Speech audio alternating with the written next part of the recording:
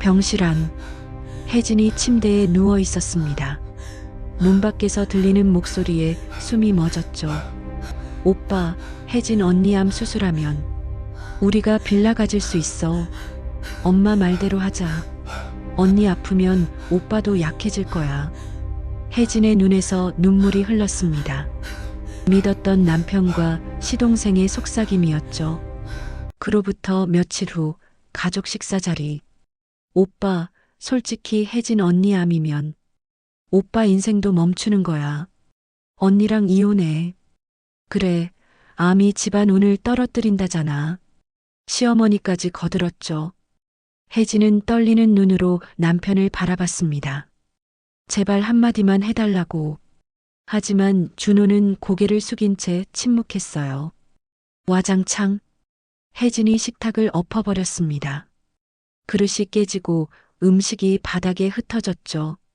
눈물이 볼을 타고 흘러내렸어요. 그런데 그들은 몰랐습니다. 이 모든 게 계획된 일이었다는 걸. 오늘 이야기 시작하기 전에 구독과 좋아요와 함께 어디서 보고 계신지 댓글로 남겨주세요. 그럼 이야기 시작하겠습니다. 아침 7시 혜진은 간호학원 강의실 불을 켰습니다.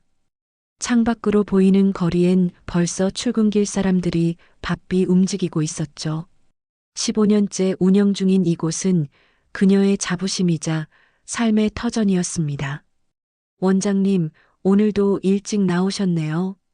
조교가 커피를 건네며 인사했습니다. 혜진은 미소로 답하고는 수강생 명단을 펼쳤어요. 올해도 간호조무사 시험 합격률 90%를 목표로 하고 있었죠. 그런데 핸드폰이 울렸습니다. 여보, 나야. 준호의 목소리가 평소와 달리 무거웠습니다. 혜진은 서류를 내려놓고 귀를 기울였죠. 지아가 병원에서 검사 결과가 나왔는데. 준호의 목소리가 떨렸습니다. 그의 배다른 여동생 지아는 SNS에서 팔로워 3만 명을 거느린 요가 강사였죠.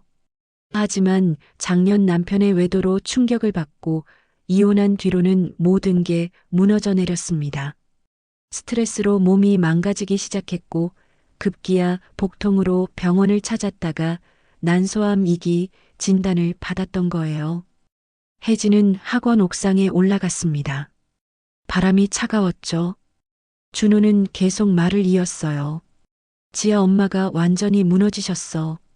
아무것도 못하시겠대. 나는 회사 프로젝트 때문에 도저히. 그러니까 결국 자신에게 부탁하려는 거였습니다. 혜진은 난간을 잡은 손에 힘이 들어갔죠. 학원 운영도 수강생 관리도 모든 일정을 조정해야 할 텐데요. 저녁 집으로 돌아온 준호는 식탁에 앉아 고개를 숙였습니다. 어깨가 축 처져 있었죠. 혜진은 된장찌개를 데우며 그의 뒷모습을 바라봤습니다. 여보, 지아 좀 살려줘. 너만 믿을 수 있어. 준호의 눈가가 붉어졌습니다. 재혼 가정에서 자란 그에게 지아는 유일한 혈육이자 마음의 기둥이었죠. 어린 시절부터 서로 의지하며 살아왔던 남매였으니까요. 가족이니까 우리가 도와야지, 안 그래? 그 말에 혜진은 숟가락을 내려놓았습니다. 창밖의 아파트 불빛들이 하나둘 켜지고 있었죠. 평범한 저녁 풍경이었지만 왠지 모를 불안감이 가슴 한구석을 짓눌렀습니다. 알았어요. 제가 할게요. 그렇게 대답한 순간 혜진의 일상은 완전히 다른 궤도로 접어들기 시작했습니다. 병원 복도에 봄볕이 길게 드리워진 오후였습니다. 혜진은 지하의 휠체어를 밀며 정원으로 나갔죠. 벚꽃이 흐드러지게 피어 있었어요. 지아는 머리카락이 많이 자라났고 얼굴에도 혈색이 돌았습니다. 언니, 정말 고마워요. 언니 아니었으면 전 못 버텼을 거예요. 지아가 혜진의 손을 꼭 잡았습니다. 석 달간의 수술과 항암 치료를 무사히 마친 지아는 이제 거의 회복 단계에 접어들었죠. 혜진은 그동안 학원 운영을 조교에게 맡기고 거의 매일 병원에 출퇴근했습니다. 지아의 어머니가 과일을 깎으며 말했어요. 혜진아, 넌 진짜 금쪽 같은 며느리야. 우리 준호가 복이 터졌어. 준호도 퇴근 후 병원에 들를 때마다 혜진을 안아주곤 했죠. 한 번은 복도에서 눈물까지 흘렸습니다. 그런데 그날 저녁 혜진은 병원 화장실에서 갑자기 쓰러졌어요. 원장님, 원장님, 간호사들이 달려왔습니다. 정신을 차린 혜진은 응급실 침대에 누워 있었죠. 준호가 창백한 얼굴로 손을 잡고 있었어요. 검사를 해봐야 할 것 같아요. 의사가 조심스럽게 말했습니다. 그로부터 사흘 후 검사 결과가 나왔죠. 갑상선암 초기였습니다. 다행히 빨리 발견해서 수술하면 완치 가능하다고 했어요. 다음 주에 바로 수술 일정 잡으시죠. 의사의 말에 혜진은 고개를 끄덕였습니다. 그런데 병실로 돌아가는 길에 지아 어머니와 마주쳤어요. 어머니, 지아 퇴원 준비는 잘 되어 가시나요? 응, 그런데. 혜진아, 내가 아프다며? 소식이 벌써 전해진 모양이었습니다. 그런데 어머니의 표정이 묘했어요. 걱정스러운 듯 하면서도 어딘가 불편해 보였죠. 갑상선암 초기래요. 수술하면 괜찮대요. 아이고. 그런데 지아 퇴원하고도 한동안은 통원 치료 받아야 하는데 그 말끝을 흐리는 목소리에서 혜진은 무언가를 느꼈습니다. 아무래도 이상했어요. 저녁 준호가 병실에 들어왔습니다. 표정이 어두웠죠. 여보, 수술 날짜 잡았어? 다음 주 수요일이요. 그런데 그날 지하 통원 치료 날인데 엄마가 허리가 안 좋으셔서 혜진은 준호를 바라봤습니다. 그의 눈동자가 흔들리고 있었어요. 지하의 치료가 거의 끝나가서 이제 좀 쉴 수 있겠다고 생각했는데 왜 이렇게 불안한 걸까요? 창밖으로 병원 주차장의 가로등이 하나둘 켜졌습니다. 혜진은 목덜미를 만졌어요. 갑상선이 있는 그곳이 묵직하게 아파왔죠. 이건 단순한 피로가 아니었습니다. 무언가 더 큰 일이 시작되고 있다는 직감이 들었어요. 수술을 사흘 앞둔 일요일 오후였습니다. 혜진은 병원 카페테리아에서 준호를 기다리고 있었죠. 창밖으로 보이는 가을 하늘이 유난히 맑았어요. 그런데 들어온 사람은 준호가 아니라 지아 어머니였습니다. 어머니, 여기 웬일이세요? 혜진아, 잠깐 할 말이 있어서. 어머니는 혜진 맞은편에 앉았습니다. 손에 든 커피잔을 테이블에 내려놓는 손길이 왠지 조심스러웠죠. 한참을 뜸들이다가 입을 열었어요. 혜진아, 넌 아직 젊은데 암이면 준호한테 너무 짐 되는 거 아니니? 혜진은 숨이 멎는 듯 했습니다. 방금 뭐라고 하신 건가요? 귀를 의심했죠. 어머니는 시선을 피하며 말을 이었습니다. 지아도 겨우 살았는데 이제 준호가 또 간병을 해야 한다면. 그때 카페 문이 열리고 지아가 들어왔어요. 완치 판정을 받은 후로 얼굴이 환해진 지아였죠. 그런데 혜진을 보는 눈빛이 예전 같지 않았습니다. 언니, 내 치료 때 너무 고생했잖아요. 준호 오빠까지 고생시키지 말고. 생각해봐요. 지아의 목소리는 차가웠습니다. 석 달 전 병상에서 손을 꼭 잡고 언니가 생명의 은인이라고 울먹이던 그 사람이 맞나 싶을 정도였죠. 혜진은 떨리는 손으로 물잔을 잡았어요. 제가 뭘 어떻게 생각하라는 거예요? 그러니까 그게. 지아 어머니가 핸드백을 만지작거렸습니다. 아무래도 준비해온 말이 있는 것 같았어요. 요양원도 있고 간병인도 고용할 수 있잖니. 굳이 가족이. 혜진은 자리에서 일어났습니다. 다리가 후들거렸지만 꾹 참았죠. 병원 복도를 걸어 나오는데 준호가 엘리베이터에서 내렸어요. 여보, 어디가?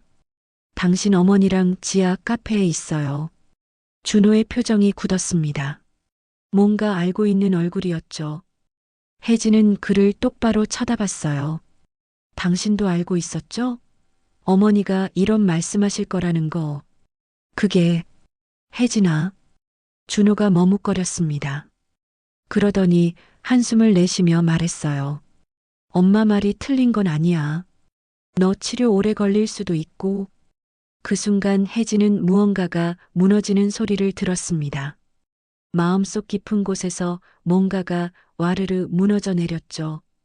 학원을 조교에게 맡기고 새벽부터 병원을 오가며 지하의 구토를 받아내고 머리카락이 빠질 때 같이 울어주고 그렇게 석 달을 보냈는데요. 병실로 돌아온 혜진은 창가에 서 있었습니다. 저녁 노을이 도시를 붉게 물들이고 있었죠. 핸드폰이 울렸어요. 학원 조교였습니다. 원장님, 다음 주 수업 편성은 어떻게 할까요? 제가 내일 연락드릴게요. 전화를 끊고 혜진은 목을 만졌습니다. 갑상선이 있는 그곳이 욱신거렸죠. 수술을 앞두고 있어서 스트레스를 받으면 안 되는데 이미 온몸이 떨리고 있었어요. 밤이 깊었습니다. 병원 복도의 불빛만이 희미하게 병실로 새어 들어왔죠. 혜진은 홀로 침대에 누워 있었습니다. 준호는 집에 갔고 아무도 오지 않았어요. 천장을 바라보며 생각했죠. 병이 드니까 사람이 버려지는구나. 그렇게 어둠 속에서 혜진은 조용히 눈을 감았습니다. 토요일 저녁 지하 부모님 집이었습니다. 식탁엔 갈비찜과 잡채가 차려져 있었죠. 혜진은 수술을 이틀 앞두고 있었지만 준호가 가족 모임이라며 끌고 나왔어요. 창밖으론 아파트 단지의 가로등이 하나둘 켜지고 있었습니다. 혜진이 수술 잘 받아야 할 텐데. 지아 아버지가 조심스럽게 말했어요. 그런데 분위기가 이상했습니다. 아무도 그 말에 대답하지 않았죠. 지아는 젓가락으로 반찬을 뒤적이다가 갑자기 고개를 들었어요. 오빠, 솔직히 혜진 언니 암이면 오빠 인생도 멈추는 거야. 언니랑 이혼해. 오빠 장래 생각 좀 해. 식탁이 순간 얼어붙었습니다. 혜진은 숟가락을 든 채로 굳어버렸죠. 지아는 태연하게 말을 이었어요. 마치 날씨 얘기라도 하는 것처럼 담담했습니다. 지아 어머니가 김치를 집으며 거들었어요. 그래, 혜진이 불길해. 암이 집안 운을 떨어뜨린다잖아. 우리 지아도 겨우 살았는데 또 이런 일이 생기면. 혜진은 준호를 바라봤습니다. 그가 뭐라고 말해주기를, 자신을 변호해주기를 바랐죠. 하지만 준호는 고개를 숙인 채 침묵했어요. 그 침묵이 동조처럼 느껴졌습니다. 우리 준호도 고생 좀 그만했으면 좋겠어. 매일 병원 다니느라. 어머니의 말이 계속되었습니다. 혜진은 떨리는 손으로 물잔을 잡았어요. 물이 목구멍을 넘어가지 않았죠. 가슴이 타들어가는 것 같았습니다. 그 순간 혜진의 손이 움직였어요. 자신도 모르게 식탁 끝을 잡았습니다. 그리고 힘껏 들어 올렸죠. 와장창. 그릇들이 바닥에 떨어져 산산조각 났어요. 갈비찜 국물이 벽에 튀었고 잡채가 바닥에 흩어졌습니다. 혜진아. 준호가 소리쳤지만 혜진은 이미 현관으로 달려가고 있었어요. 신발도 제대로 신지 못한 채 아파트를 뛰쳐나왔죠. 밤거리를 걸었습니다. 10월의 찬바람이 얼굴을 때렸어요. 눈물이 흘렀는지 땀이 난 건지 알 수 없었죠. 1시간쯤 걸어서 집에 도착했을 때 준호는 이미 와 있었습니다. 거실 소파에 앉은 준호의 얼굴이 굳어 있었어요. 혜진은 그 앞에 섰습니다. 나 힘들 때 당신은 왜 내 편이 아닌데? 목소리가 떨렸습니다. 준호는 한숨을 내쉬었어요. 그리고 고개를 들어 혜진을 바라봤죠. 내가 아프면 나도 지아도 감당 못해. 그 말이 가슴에 못처럼 박혔습니다. 혜진은 비틀거리며 침실로 들어갔어요. 침대에 앉아 창밖을 바라봤죠. 맞은편 아파트의 불빛들이 하나둘 꺼지고 있었습니다. 가족이라서 도운 건데, 이제는 내가 버려지는구나. 혜진은 중얼거렸습니다. 화장대 거울에 비친 자신의 얼굴이 낯설었어요. 석 달 전과는 완전히 다른 사람 같았죠. 야위고 창백한 얼굴, 그런데 눈빛만은 이상하게 날카로워져 있었습니다. 새벽 3시, 혜진은 여전히 잠들지 못하고 있었어요. 천장을 바라보며 생각했죠. 내가 살린 사람들이 이제는 나를 버리려 한다. 그래도 수술은 받아야 했습니다. 살아야 했어요. 그때 문득 한 가지 결심이 섰습니다. 혜진은 천천히 일어나 핸드폰을 들었어요. 학원 조교에게 문자를 보냈죠. 월요일 수술 후 바로 복귀하겠습니다. 제자리는 제가 지킬게요. 창밖이 어슴풀에 밝아오고 있었습니다. 혜진의 눈빛이 변했어요. 무너졌던 그 눈빛이 아니었죠. 다시 일어서겠다는 의지가 담긴 완전히 다른 눈빛이었습니다. 수술 전날 밤이었습니다. 혜진은 병실 침대에 누워 천장을 바라보고 있었죠. 준호는 오지 않았어요. 창밖으로 병원 주차장의 가로등만 희미하게 빛나고 있었습니다.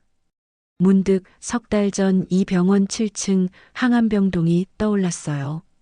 지아가 첫 항암 치료를 받던 날이었죠. 새벽 3시 지아는 화장실에서 구토하며 울부짖고 있었습니다. 머리카락이 한 움큼씩 빠져나갔어요. 혜진은 지아의 등을 쓸어주며 손을 꼭 잡았었죠. 차가운 타일 바닥에 무릎을 꿇고 앉아 있었습니다. 지아 어머니는 허리가 아프다며 집에 가버렸고 준호는 회사 때문에 올 수 없었어요.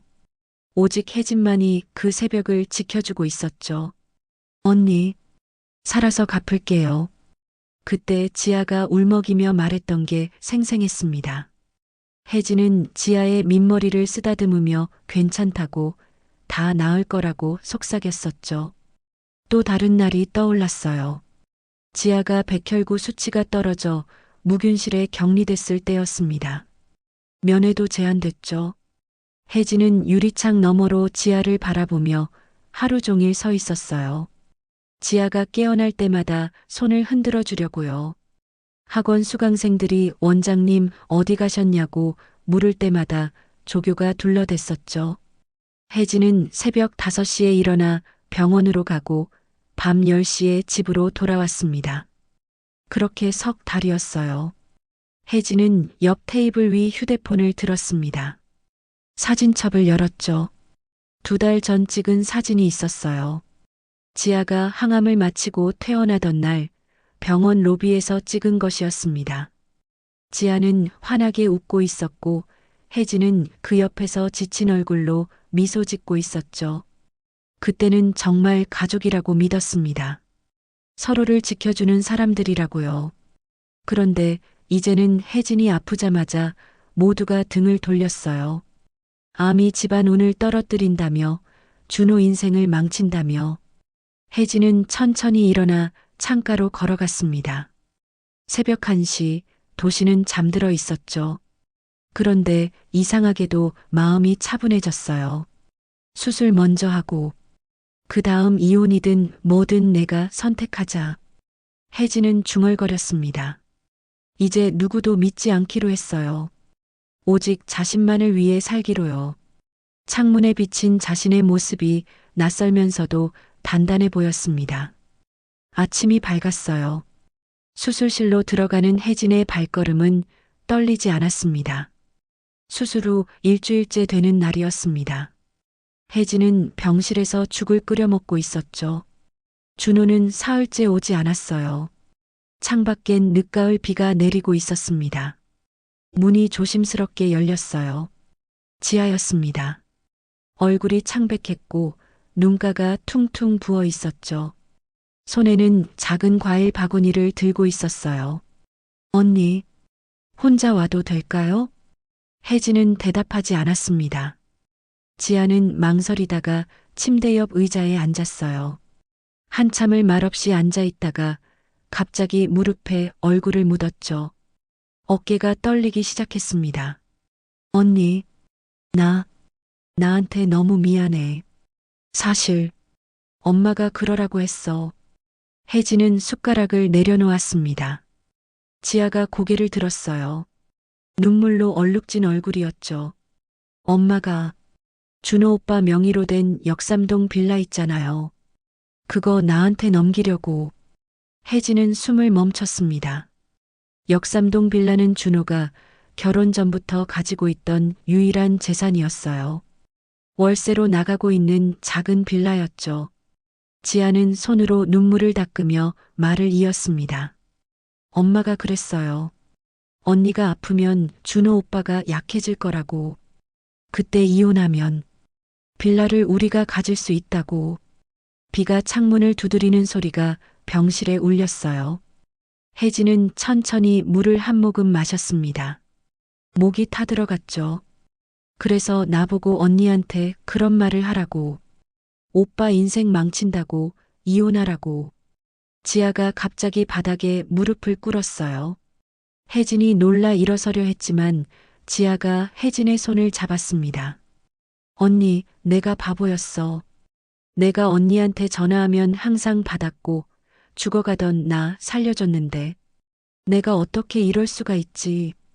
그제야 혜진은 이해했습니다. 준호의 새어머니, 그러니까 지아의 친어머니가 모든 걸 조종했던 거예요. 재혼 가정에서 자란 준호에게 새어머니는 절대적인 존재였죠. 그리고 지아는 어머니의 말을 거역할 수 없었던 겁니다. 엄마가 매일 전화해서 언니가 짐이 될 거라고, 우리 가족이 다 망한다고, 나도 모르게 세뇌당한 것 같아요. 지아는 오열했습니다. 혜진은 천천히 지아를 일으켜 세웠어요. 그리고 침대 옆에 앉혔죠. 그 빌라, 정말 그것 때문이었어? 엄마는 내가 이혼하고 돈도 없으니까 그 빌라라도 있어야 한다고.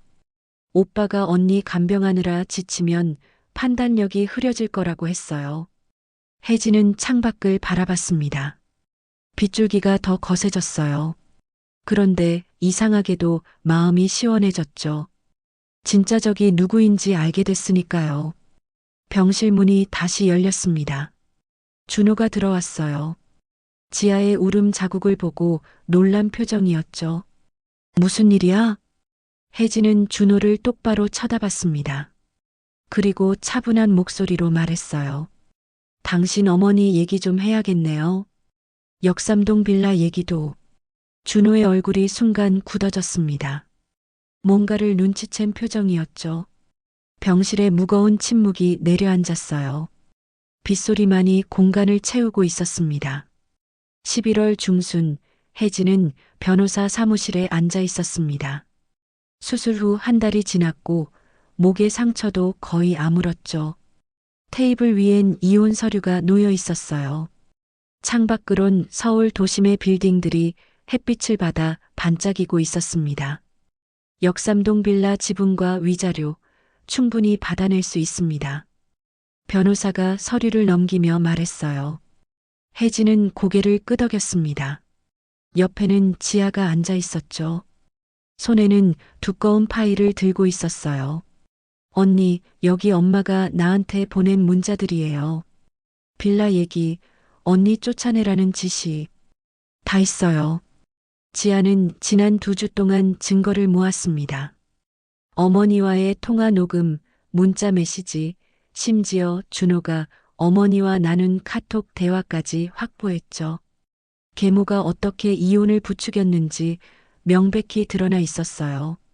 그날 저녁 준호가 집으로 들이닥쳤습니다. 얼굴이 붉게 달아올라 있었죠.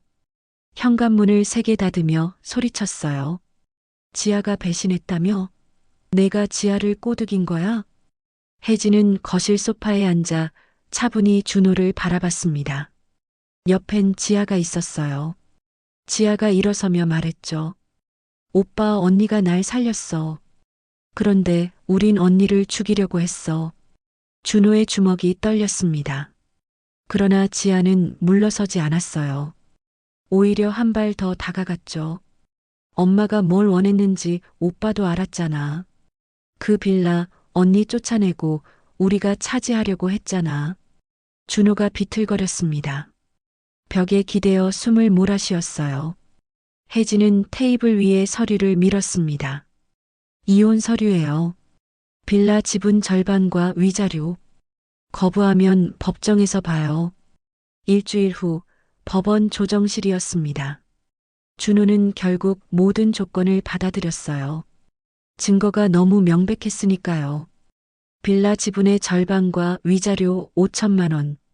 혜진이 요구한 대로였죠. 조정이 끝나고 법원 건물을 나서는데 계모가 로비에 서 있었습니다.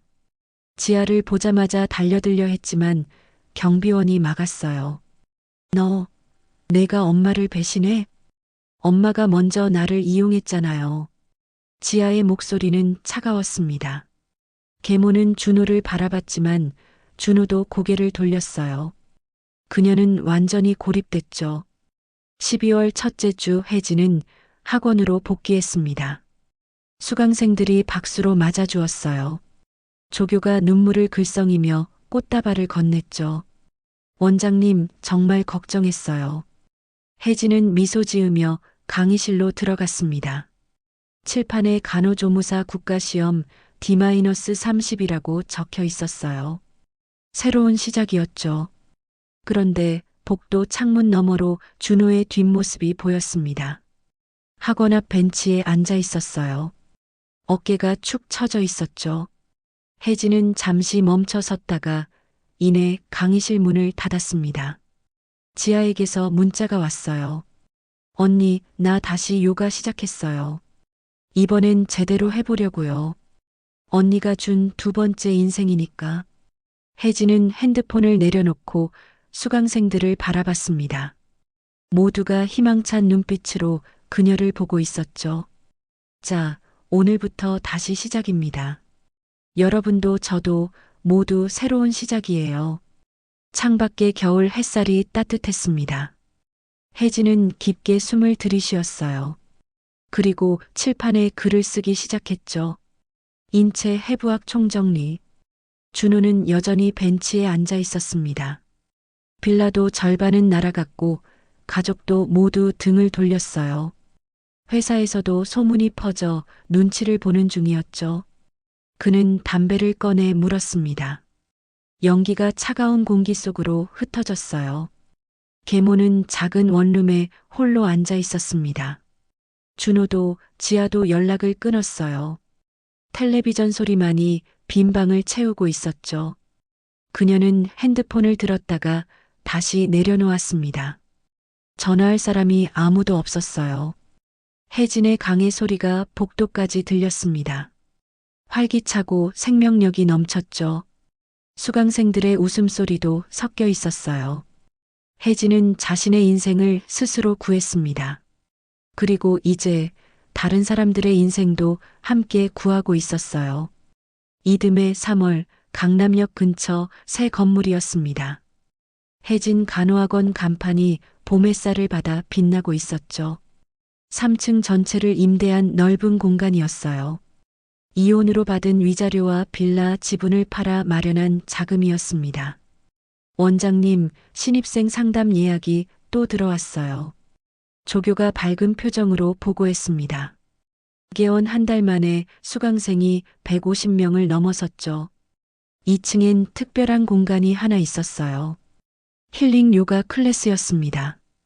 요가실 안에서 지아가 수강생들을 지도하고 있었어요.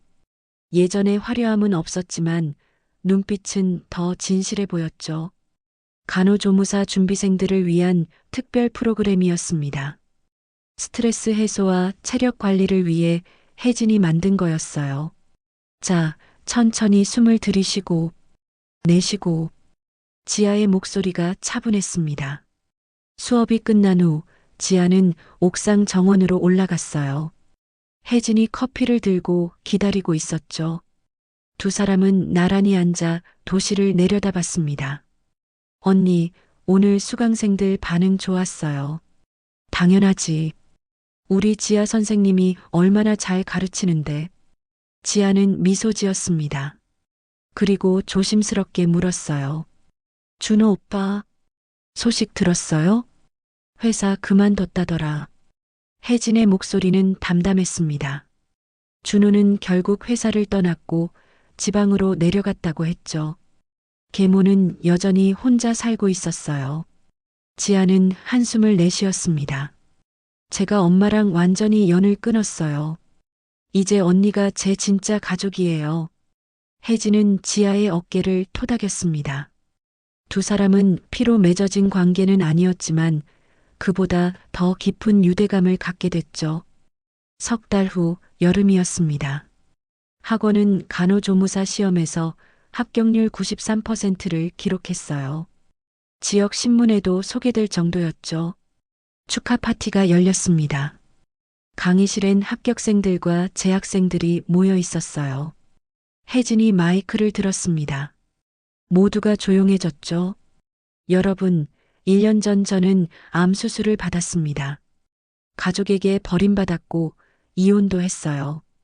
수강생들이 놀란 표정으로 혜진을 바라봤습니다. 혜진은 미소 지으며 말을 이었어요. 하지만 지금 저는 여기 있습니다.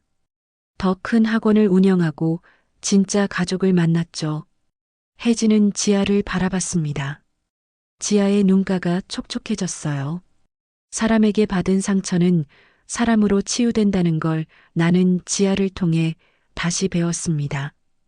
버려진 게 아니라 자유를 얻은 거였더군요. 박수가 터져 나왔습니다. 수강생들 중 몇몇은 눈물을 닦았죠. 혜진의 이야기가 그들에게도 희망이 됐던 겁니다. 파티가 끝난 저녁 혜진과 지아는 한강공원을 걸었어요. 노을이 강물을 황금빛으로 물들이고 있었죠. 조깅하는 사람들, 자전거 타는 가족들이 지나갔습니다. 언니 행복해요? 응, 정말 행복해. 두 사람은 나란히 벤치에 앉았습니다. 시원한 바람이 불어왔죠. 혜진은 하늘을 올려다봤어요. 구름 한 점 없이 맑았습니다. 간병의 대가로 받은 게 상처였다면 회복의 대가는 자유였습니다. 그리고 그 자유 속에서 혜진은 진짜 삶을 찾았어요. 지아도 마찬가지였죠. 두 사람은 서로의 손을 잡았습니다. 해가 저물고 가로등이 하나둘 켜졌어요. 그들은 일어나 다시 걸었습니다. 앞으로 나아가는 두 사람의 그림자가 길게 늘어졌죠. 새로운 삶은 이제 막 시작이었습니다. 가족이라는 이름으로 당연하게 요구되는 희생, 우리 모두 한 번쯤 경험해 보셨죠? 혜진의 이야기는 단순한 드라마가 아닙니다.